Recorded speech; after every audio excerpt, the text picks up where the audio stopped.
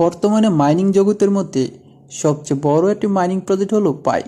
আমি বলি এটা শুধু মাইনিং প্রজেক্ট নয়, বরং নাম্বার ওয়ান মাইনিং প্রজেক্ট।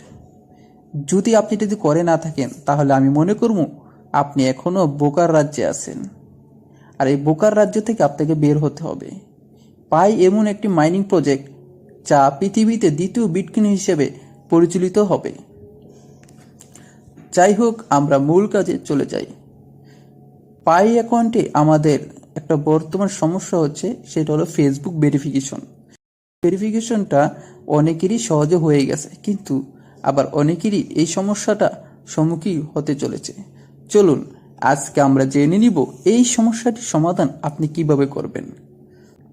এই সমস্যাটি সমাধান করার জন্য আপনাকে প্রথমে যে কাজটি করতে হবে, আপনার পাই অ্যাকাউন্টটি এখান থেকে সাইন আউট অর্থাৎ লগ আউট করে ফেলুন।